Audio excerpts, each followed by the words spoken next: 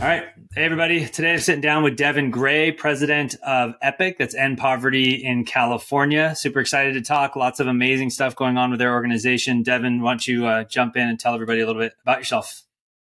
Thanks, Javan. Really appreciate it. Really happy to be joining you here for this conversation. Devon Gray, president of End Poverty in California. We're an advocacy organization that was founded by former Stockton, California Mayor Michael Tubbs. I've been with him and this team for about 2.5 years now. My background is in the legal world, the political world. Worked on campaigns, worked for Governor Newsom for a while. I was in the private sector for a bit before coming over to join this nonprofit. We've been at it for a little over 2 years now, which has been really exciting and couldn't have done it without your help. So grateful for that. Oh, thank you. Yeah, it's been awesome to see the organization, learn about what you're doing, and see some amazing work. Let's start with the industry that you're in, right? So, poverty in California. Obviously, living in California, being born and raised in Los Angeles, definitely know and have seen a lot of that. But why don't you tell everybody a little bit about kind of the current state of poverty and what we're dealing with here? Kind of what are the bigger issues that people should be watching out for right now? Yeah, I think for Californians, we see poverty sometimes from a distance, sometimes up close if we experience it ourselves. But I think the way that I like to characterize the state of economic mobility in California generally and the state of the economy more broadly is that we're really a state full of contradictions, right? Like we have so much that we do really well as a state. We have immense wealth. We have the fifth largest GDP of any country in the entire world if California was a country. And yet, when taking into account cost of living, California, year after year, consistently has the highest rate of poverty of any state in the country. We have more billionaires here in California than any country in the world, aside from the rest of the United States and China. And yet, a third of our families struggle to make ends meet every month. And I think perhaps most galling, we have immense amount of political capital in a state, and I think a real political consensus around the need to, if not end poverty, at least certainly reduce it. And yet, year after year, we come up against political challenges that make passing the types of legislation that would alleviate poverty seem next to impossible. So we have a lot of work to do to try to reconcile the different challenges that we have with the resources that we have. And our ultimate diagnosis of the problem is that the story that we tell about poverty is ultimately what's holding us back. It's a story that principally blames poverty on the people experiencing it rather than the policy choices and the systems that make poverty an inevitability. Yeah, it's interesting to think about the fact that we have the means to deal with, like you said, a third of individuals. You look at some of the other statistics that we worked into the site. Almost 14% of children affected by poverty. You look at people migrating to the state. You look at elderly. These percentages are really high, and oftentimes you just think there's so many priorities. There's so much to work with. But it sounds like, from your perspective, it's not so much the limited resources, but just, can we get the legislation through? Can we all agree on what we do to solve these problems? That's more the issue than the funding itself. Is that fair to say? Yeah, definitely. I mean, look, we have funding challenges too as a state. We have a really significant budget deficit that we're experiencing this year. But I think the way that we structure our revenues as a state also is a result of the policy choices that we make, right? Like, so it's not just that we don't have the resources. We sometimes hamstring ourselves in our ability to collect revenues to fund the types of programs that would ultimately result in poverty being reduced. It's a deeply multifaceted issue. But at the end of the day, we can't say that we don't have enough going right as a state to make the types of choices that would ultimately provide an economic ladder out of poverty for the vast majority of our residents. Let's go into a little bit more on kind of the contributing factors. I think it's always interesting when you look at homeless population. So often you think of those who are either in a transitionary period, or you have mental disabilities, you have mental challenges. There's so much that can kind of go into that. So I'd love to think a little bit too about, in California in particular, what are we seeing that's kind of contributing to these numbers getting so high? Yeah, I mean, I think at the risk of oversimplifying a multifaceted problem, the principal driver of our housing and homelessness crisis is the fact that housing is really expensive. I think we have a prevailing narrative, not just in California, but maybe around the rest of the country too, that the way that someone ends up on the street is that they're doing fine. Maybe they develop a substance habit and they end up on the street as a result and can't get the way back out. I think the much more common story about what happens to folks is that they're working a low-wage job. Their rent increases because the housing costs in the state continue to balloon. They end up pushed onto the street because they've been evicted. and then the problems sort of spiral out of control from there. In our theory of change, and I think this is validated by a lot of research that's been done by a number of folks, including UCSF did a piece of research last year that confirms this, that it's not just a correlation, it's causal, that the high rates of housing costs in the state are the lead contributor to our homelessness crisis. So I think, it's not that California has a disproportionately high number of people who have sort of character flaws or moral flaws or disabilities, whatever it might be, that leads to them being on the street. Yeah, the reason why we're an outlier compared to other states is because our housing costs are an outlier. So that's really what the driver is. And I think there's a variety of ways that we can keep people housed. The first is that we can make it easier for people to have the types of tenant protections that they need to avoid eviction, whether that's rental subsidies or providing recourse against landlords that are trying to push them out unjustly. But I think more structurally, we have to build more housing and more affordable housing that will ultimately drive the costs down for everyone and keep more people housed. It's interesting. There's a lot of legislation down here in San Diego, or at least trying to keep up with the numbers of affordable housing that we're trying to hit. And I know a lot of neighborhoods have had a hard time doing that here in areas. I'm curious kind of how that model plays out, because I think it's critical to recognize you have everybody in the community in different income levels, and there's a need for everybody to be housed. We can't have everybody have to commute 2-3 hours to get to the places they need to be. But I'd love to talk a little bit more about how that domino effect works, right? So the affordable housing, that kind of legislation is pushed. Each town kind of needs to hit a certain number of units in certain price ranges. And then by doing so, we're kind of eradicating those different gaps in needs for different income levels. But I'm sure you'll get a little more eloquent than I am. I'd love to hear a little bit more about how that helps. I think that's really well said. Affordable housing production alone will not solve the supply challenges that we have, right? 90% of people who are low income are in market rate housing. So the idea that we can simply build enough affordable housing to meet our state's overall housing needs, I think is a little bit unrealistic. I think that we have to sort of implement throw everything against the wall approach, because the actual just supply numbers that we have are far too low to meet the demand that we have. And that's why housing costs go up, right? So we need more housing at all income levels, especially affordable housing. I don't think the market can solve this entirely. But, like you mentioned, local jurisdictions, cities, counties have requirements, not just for affordable housing, but for market rate housing as well. And there are reasons why it's been difficult to build. I think we have to look at the way that we zone our cities and the fact that a lot of the types of housing that would house multiple people, multifamily housing, the duplexes, the 4 or 5 story housing, developments with commercial property below are in many places illegal to build. And that's a real challenge. So we've got to figure out why it's been so challenging to build these things. I think we have a diagnosis, and it's that there's a real political constituency that benefits from housing not being built. Because if you possess a commodity like housing that is in short supply, the value of that has gone up year after year, and people have become extremely well off because of the fact that they're incumbent property owners, right? And there's also a real political constituency that has fought against the construction of affordable housing in their neighborhoods. We call them the NIMBYs, the not in my backyard folks, making all sorts of reasons, excuses or reasons why affordable housing shouldn't be built in their neighborhoods, traffic concerns, or, these types of people moving into the neighborhood, or sort of bad faith environmental concerns. So I think we have to certainly prioritize the ability for people to enter the housing market over the folks who are already homeowners, right? I think people have gained a lot of wealth over the years just by the value of their home appreciating 5, 6, 7-fold, right, over previous decades. And ultimately, that has come at the expense of first-time home buyers who have found it impossible to enter the market. Yeah, or I would even extend that to people who have purchased and can't seem to make California work for their income levels, right? And that I've seen plenty of people who have been here who, even at higher income levels, that it stretches up almost to every tier, right? It's like almost everybody I know feels like they've gotten to a point where they've got nothing left once their housing is paid for.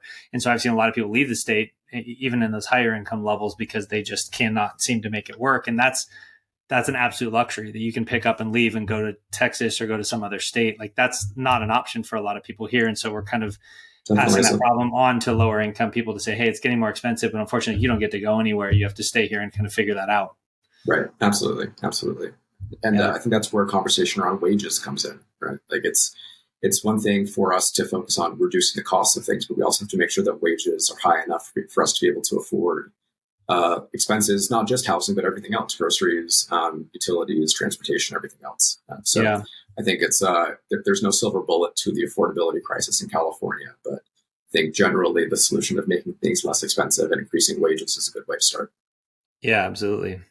I wonder too. I mean, I think the two schools of thought here are the state jumping in to solve these problems, or these problems kind of solving themselves. I'm curious if there's Yeah. any argument to be made that these laws are unnecessary, or that we need to kind of step back, or if there's uh, you know, a small government argument here that says that this can like solve itself. Do you feel like there's any argument to be made on that side of the camp, or do you feel like it is critical that the state steps in and really forces our hand in some of these elements of where Yeah. the funds go in the state? I don't always see it as an either or. I think the state sets the rules for what the incentives are that dictate behavior, right? And if the state makes it easier for folks to build housing in order to increase our supply, that's the way the market will respond. Yeah. And I think that so often we have made it very challenging for folks who have worked in government or lobby government, whatever however we interact with policymakers and policy making. Oftentimes, we get in the way some of the time too. I'm on the center left, right? Like I believe in the government's ability to solve problems. Mm-hmm. But government can also create problems too, right? There's no doubt about that. And it can be unintended consequences or it can be intended consequences. So I think a lot about, the zoning regulations are that can sometimes inhibit the construction of housing. That is government getting in the way, right? But it's for the benefit of a particular constituency. I think a lot about our safety net as a state, where we have set up a lot of rules and regulations for people being able to access government help that have ultimately made it harder for people to achieve the intended result, which is economic support and sustainability. Right. So we talk a lot about narratives and the importance of narrative change in the story that we tell about government's role, but also the people that are being served by government. Stories about the safety net, I think, are perhaps one of the better examples of how bad narratives have led to bad policy outcomes. So you might remember back in the 1990s when President Clinton and the Speaker of the House, Newt Gingrich, were negotiating welfare reform. The prevailing narrative of that process, we certainly see it in California as well, is this idea that people who are accessing the safety net are leeches on the system essentially until proven otherwise. And so then we've engineered a safety net system that presumes that to be true until applicants and beneficiaries prove otherwise. And so now you have onerous applications that take days to complete. You have constant recertifications. You have all these problems. But this is an example, I think, of government setting up incentives that lead to certain outcomes. And I think government can decide how much it wants to get involved. But I think at the end of the day, what has to happen is understanding what is the behavior that we're trying to incentivize, and how is the private market going to respond to that? How are people going to respond to that? And what are the outcomes that we expect to get? So I think we see that take place in housing. We see it take place in the benefit system. We see that take place with access to business capital for small business owners and entrepreneurs. It never really ends, but I think we always come back to what is the story that is dictating the actions, and do we have to challenge those underlying assumptions? Yeah. I think that's a good segue to some of what we want to talk about around digital. I'm curious, you mentioned narrative, right? And I think you mentioned both of them there. If we're going to go political, it is an election season, so we can't help but do it a little bit. You have a left and right argument, and you kind of laid both of those out. It's either a safety net to which you're supporting people, or it's something to where, like you said, these are people who should be able to pick themselves up by their bootstraps, or work their way up. And you have a narrative that kind of leans you one way or the other, where typically I try to give people the benefit of the doubt, right? I think both sides are trying to do something right, which is I think both are trying to build a system that works and works for everybody. And I'll just kind of leave it there. I think there's altruism and that kind of like nefarious motives on both sides of that, right? So we could stay out of that. But you mentioned narrative, which I think is perfect, because that's really it. In the end, what is social media saying? What is the news saying? What is everybody believing in terms of the situation? So I'm curious, in the last few years, the work that you're doing, how much has digital started to impact the way in which those narratives are told, and I don't want to say controlled, but just how people are fed different stories? I think it's been a total game changer, honestly. I think the fact that everyone essentially has a broadcast studio in their pocket every day changes the scale with which we can engage in storytelling. And we have been fed, we have a point of view on this, obviously. And our point of view is that American culture has been fed sort of a package of lies about people living in poverty because they've gone largely unchallenged because the media back then was significantly smaller and was much more top down. I think there was a tremendous opportunity for advocates to leverage the power of storytelling from the ground up and have people share their own story in their own words and with their own experiences to demonstrate that the prevailing narratives that we're fighting against and we have been fighting against for many decades now are fundamentally like logically unsound. So what we're trying to do is leverage that power of storytelling, both through written work, but certainly through video and visual content as well. And we've spent the last 2 years touring the entire state of California. We visited over 20 counties now, which, if you know, California is not insignificant. We've been from border to border, everywhere in between, highlighting the experiences of people and having them tell their own story in their own words.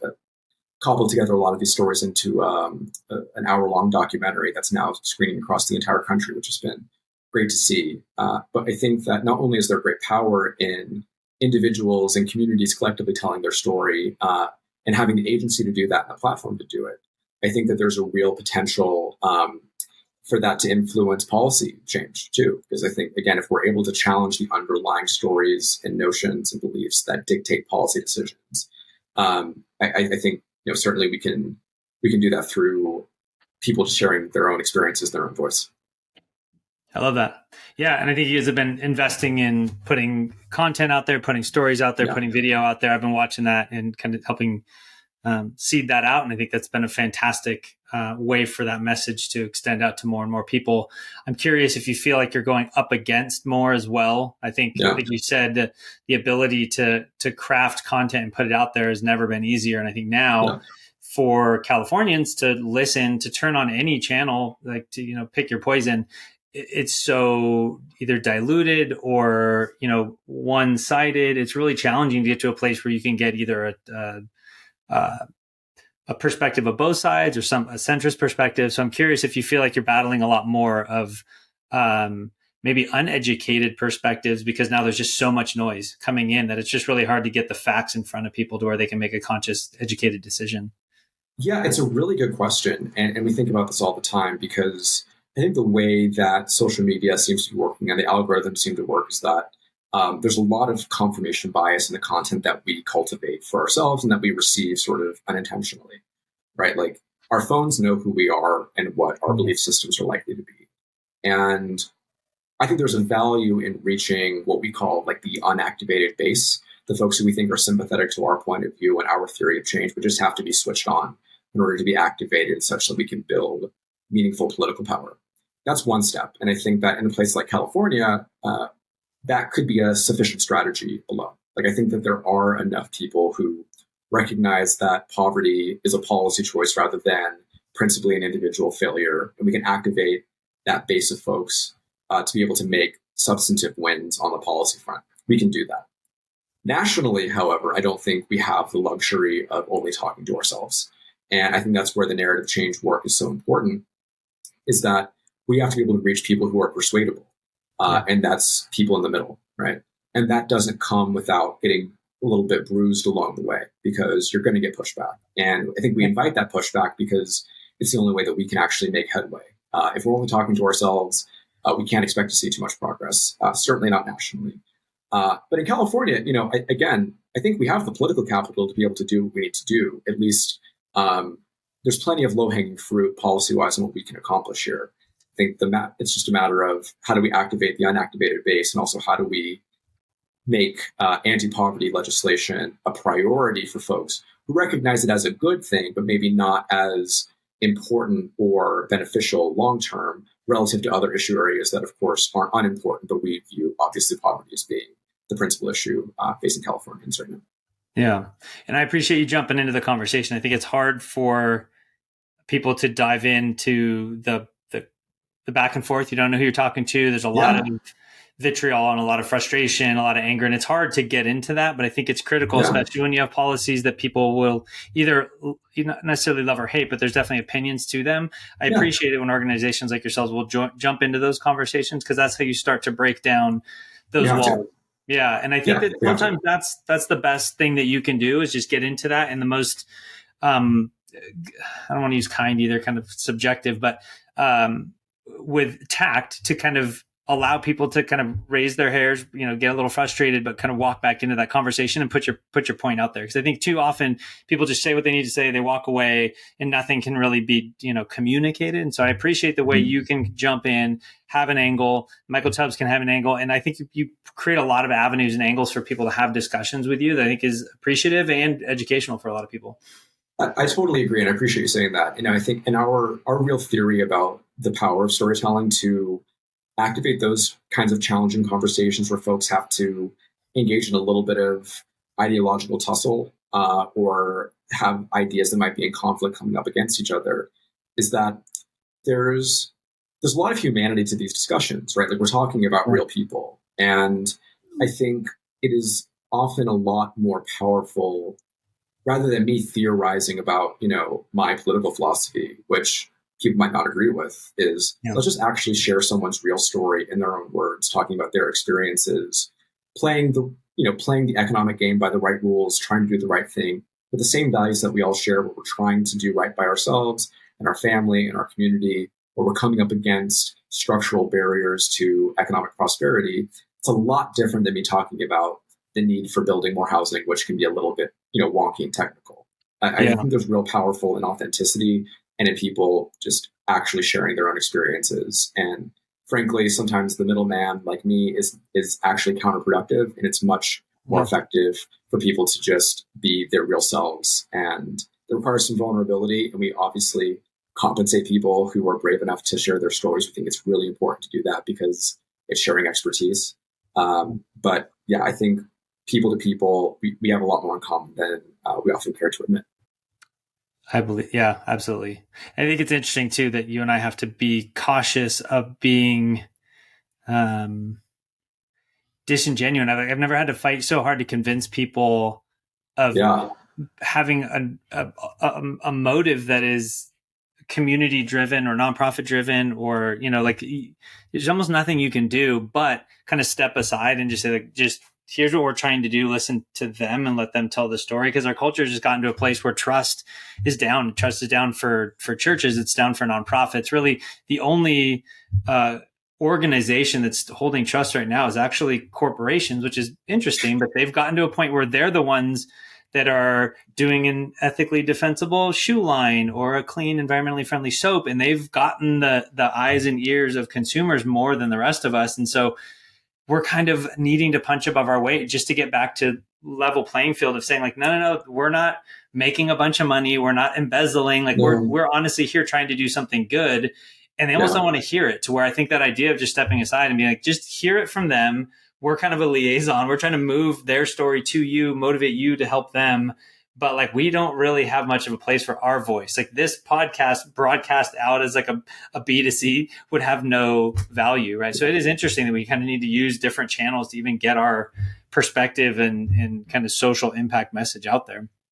Totally. And one of the, I think, roles that our organization tries to play is being a connector between different audiences and between different stakeholders, where maybe for some people, the private sector is going to have an outsized level of trust. For other people, it's going to be grassroots organizers. For other people, it's going to be think tanks and whatnot. And we recognize that we have a very, very diverse state and a very diverse polity.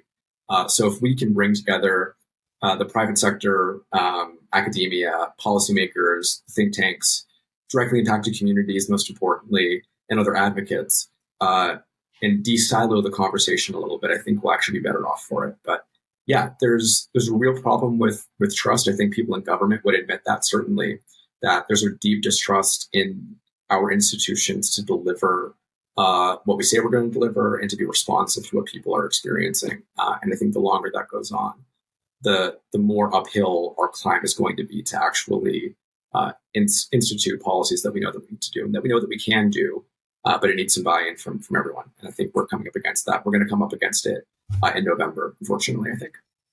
Yeah. Yeah, we will. It's going to be an interesting 6 months, I think, seeing all that pan out. Yeah.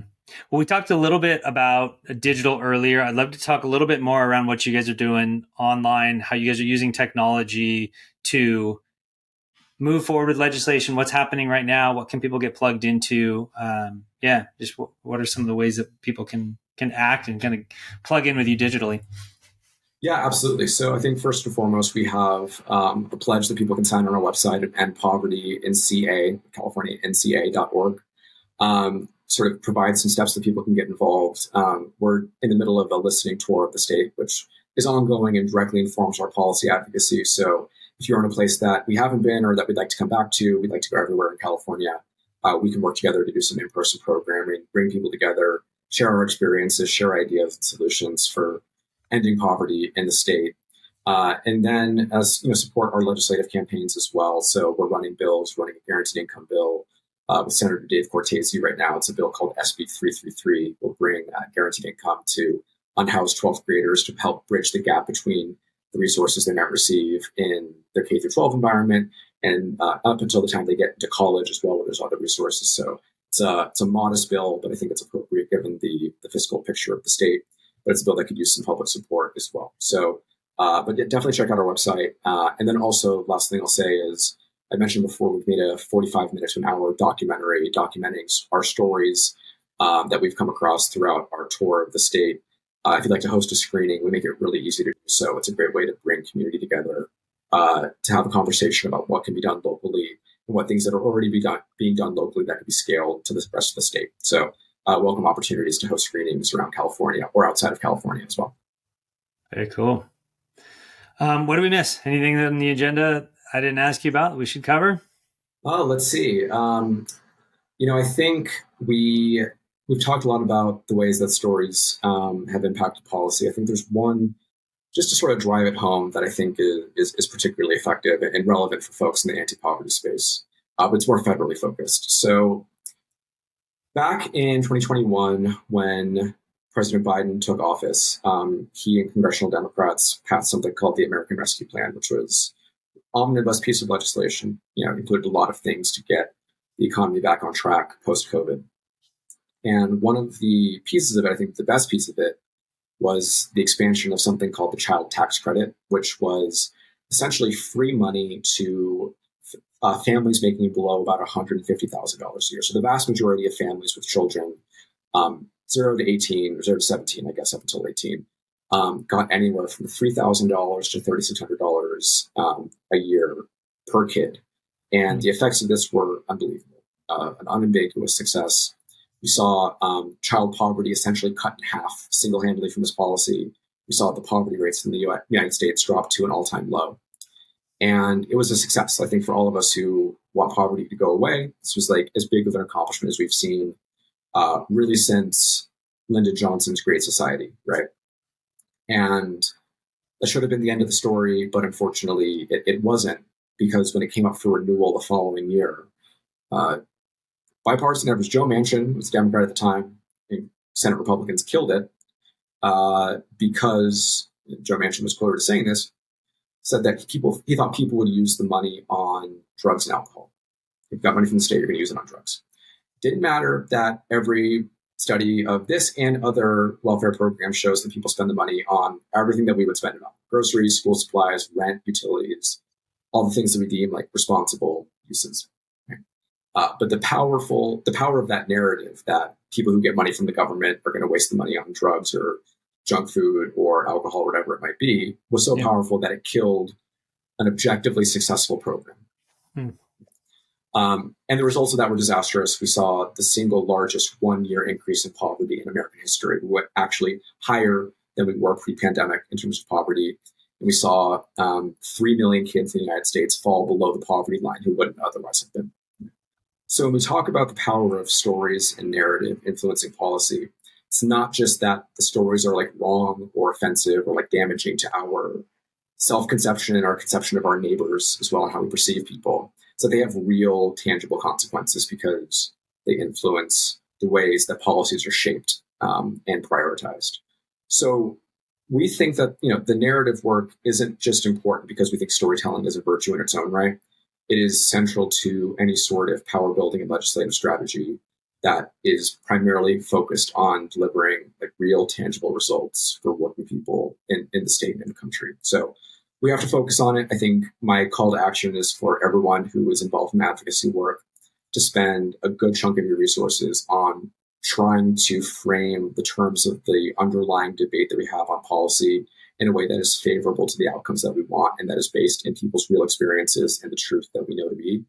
And I encourage that not just for advocates, but for policymakers and for people who work in philanthropy and every other sort of civil society sector. I think it's a really important piece to an effective advocacy strategy. And if we aren't doing it and we aren't prioritizing it, we're going to lose. I think it's just really that simple. Yeah. When I think so many are in a scarcity mindset, right? Where we think that this money, if we put it here, it's going to come from another program. And we have to kind of pit one philanthropic effort against another. And it seems like when you really open the book to what's there is space. There's space for all of these programs in a way that is not going to, burn the state's budget or burn things to the ground, but really pick people up from some of these things. Like you said, it's systemic when it becomes something from education, from kind of cradle to career terminology, right? Like when these little things keep dropping people back into those poverty cycles, and it doesn't take a ton. It takes some resources. It takes occasional, tax returns or income. Like there are things we can do that the argument being made that there's just not money there or that the money needs to be spent elsewhere, I think is one of those conversations, like you said before, that just distracts you from the fact that like we can do it. We have enough resources to make it work. Poverty is really expensive for the state. Yeah. Right. Like it is really expensive. In terms of what we miss out on, it's massive. The money that is spent on these types of programs doesn't just disappear. It gets reinvested into the economy.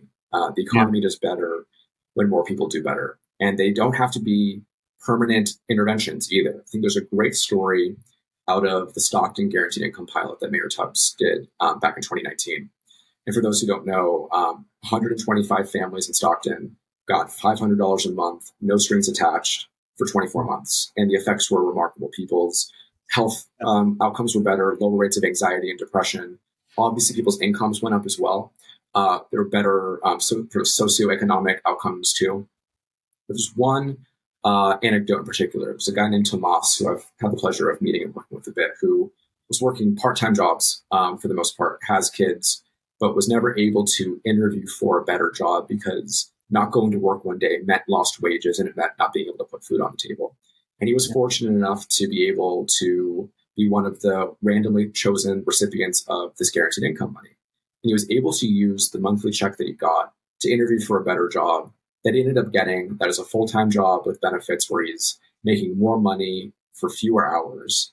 And now he's permanently better off. Like he went from here to here. And even long after the experiment, the pilot has been done, he's better off for the rest of his career now. And he's showing up as a better parent. His health is better. His kids are thriving in school now.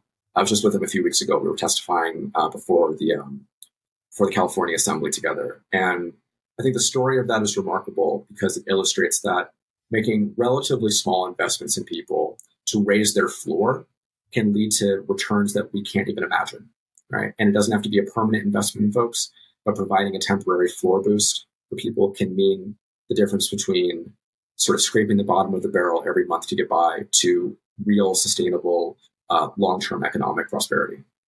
And I wonder too, how do we show that beyond kind of the anecdotal story? Because you need those stories, right? Like you can look at the big numbers and be like, okay, there's 31% of people who are impacted by poverty or living in under the poverty line. And you say, okay, well, that's hard to process as a storyteller and as somebody who's kind of involved in crafting narrative. And then you go back to the other side and you say, okay, well, there's a beautiful story. And then there's somewhere in between there that I feel like we always seek to land, which is like, this is one of thousands of stories, but how do we kind of find the middle road there where we can give you that one-on-one connection, but also show you like, this is something that we can deliver at scale. I think it's a tricky part of storytelling. I think it's really hard. And I think our theory has been, I think people on our side of things among the advocacy community, we are often over reliant on data and the white paper that sort of shows the bar graphs that demonstrates our point. We have to have that because it gives us legitimacy among important decision makers, right? Yeah. But we also have to have the interpersonal storytelling, right? That has to be a big part of it as well. I think that's often how we can most effectively engage in narrative change, particularly when it's paired to validate data. I also think we have a quantity problem and a scale problem of like how we tell the story. So, like I said, we're coming up against decades of bad tropes. One little nonprofit like us producing one documentary is not going to change enough minds to change the sort of the foundation of the political debates, right? We don't have that kind of megaphone. But other people can do that as well. We can collaborate such that we're able to 100x our output. And I think we have to just produce more content. I also think that there's a role, particularly in a place like California, and in Southern California especially, for Hollywood to be a venue through which we can tell a more effective story. And I think that there is a real movement among, I think, some of the more savvy advocates to engage Hollywood storytelling because we recognize that the scale is stratospheric in terms of its size, right? So when we're talking about doing this, what we mean is, can we ensure that portrayals of poverty and the programs that get people out of poverty are accurate and constructive in the way that they are portrayed in a miniseries or in a sitcom or whatever it might be. And I think that's one way to do it because, like it or not, people relate to fictional characters just as much as they do, if not more sometimes, to real people that they come across in their day-to-day lives. And I think that is an opportunity for us to really engage in a meaningful way. But it's hard. It's hard to do that. But I think that is, I know for a fact there are people doing this, and I count ourselves among them. And we have to do it because I think it's the way that we can do the type of narrative change that we have to do at a scale that is extraordinarily significant. Yeah. Yeah, it's interesting. Growing up in LA, I think I always was aware of that method, right? Of utilizing kind of celebrities to get a message out there. And it's always kind of just been like, that's what you do. But I think really recognizing that that's kind of a California thing. I mean, obviously it's spread out a bit in terms of Hollywood not being the only place where, films and movies are made anymore. But definitely, I think every area, every state has ways in which you amplify a message. And definitely, at least in Southern California, that's a big way to do that.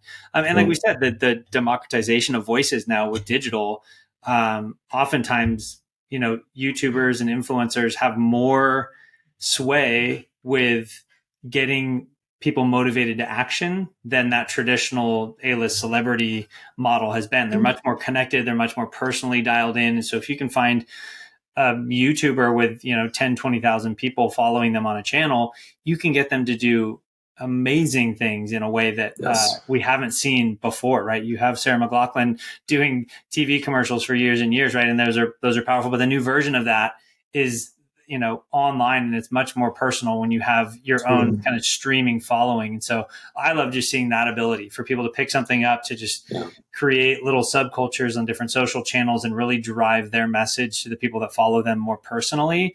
And you see it on the nonprofit side of things because you see that when you're sitting in Google Analytics or something. I don't want to nerd out too much, but you see those channels driving your conversions far more. And like, that's crazy. You had this person who is globally known making a petition or a call. And then you have these people who are in these smaller networks. They've got some, smaller social followings, but they're geared towards either a social impact mission or it's something consistent and heartfelt in what they do. And they move the needle. And it's really cool to see that anybody can do that. Anybody can start a channel. You'll see these massive spikes. And I'll see it all the time, just to encourage young people. I'll see massive spikes on sites and I'll look up what it is. It's all to one page. I find out where it's coming from. And it's a college group who's getting everybody on campus involved in something. Like, you don't realize how these little moments that are happening for organizations like ours, they're massive. To see that swell and then see that kind of blow out. I've even seen graphics, the work we did with Invisible Children. I know it was a long time ago, but it was one of the only organizations I've worked for that really had the movement studied. And to be able to look at messages of, what started as one tweet that grew into the movement on Twitter, that spilled out over into Instagram, that spilled onto TV shows, that it ends in Oprah, like, to be able to have people analyze the data in that like, it all does just start with one or two people saying like, this is what I'm going to put my foot down about, and start that message. And so it's never been easier to take that and put your feelings out there and have it scale into a movement. Like now is the time for that. And it's awesome to see. It's awesome to see you guys doing it as well with such an awesome message. Yeah, it's so funny. You're the third person I talked to today who's mentioned visible children. So I don't know what's going on right now. So we're going back to Coney 2012. But no, it's true though, right? And I think there's something to be said about trust in institutions. People really trust the influencers that they buy into, right? Like you don't have to have millions of followers, but you can have a high rate of activation among the people that you can reach. And sometimes, like you said, that can be more powerful than sort of the broad reach but low levels of activation that you see maybe with more traditional celebrity. So it's a fascinating ecosystem. I think it's changing so much. But what I do know is that we, for our own policy end, like we have to be on top of it. Otherwise, we're going to be left behind. So we're constantly thinking about how we can participate in that ecosystem and leverage the types of influence that we need. But it's a fascinating ecosystem for sure. Yeah. And it's wild too. It almost turns on you, right? Like if the louder your message gets, the more the system kind of turns it back over on you, right? To see the amount of turmoil that story got, right? A story about and child soldiering all of a sudden was like, whoa, who are these guys? And like, they're just taking all your money. And it was like, you couldn't stop it. Like you could not, I mean, that was our first like reality check to like, this can get out of hand so quickly. Right. And like, that had nothing to do with anything. And all of a sudden, all these people are being given voices, and YouTube, videos are getting shared that it creates an open conversation that you're just one member of that. And it's interesting. It's no longer one person with a megaphone. It's, 30, 40, 50, we're talking millions of people that can just step into that conversation. And I think credibility is the next big piece, right? And you see everybody kind of scrambling to do that. You have the checkboxes on the profiles, and you have everybody trying to figure out, how do we surface the most credible, useful content? You see Google's algorithms changing. Like, technology's trying. I think the most interesting way to think of it is inventing fire, right? Technology is really, it's like we've made it and now we're learning how to use it. And oftentimes it gets out of our hands. And, we have these raging forest fires that we have to wrap back in and be like, okay, whoa. Like, we can't use it that way. So let's come over here and let's use it this way. And to me right now, we've expanded into it being so open to any voice and any opinion, which is beautiful in one way. But now, to get a message like yours out there, people have to sit through 10, 15, 20 different versions of that narrative.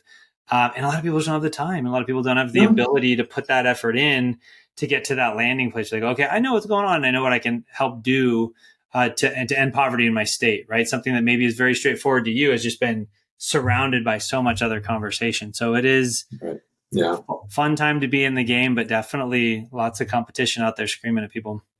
Well, if there's one thing I know, it's that we can't do it alone. So I'm grateful to have folks like you in the ecosystem as well, helping folks like us. And I think we definitely could not have had as many of the wins as we've had so far without having really strong digital partners along the way.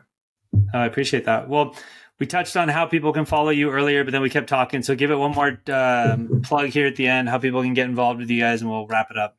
Yeah, you can visit our website at endpovertyinca.org and find us on all the social media channels as well. It's usually endpovertyca on Instagram, Twitter, LinkedIn, and everywhere else. Beautiful. Devon, thanks for joining me. Thanks, Javan. Appreciate it. Cheers.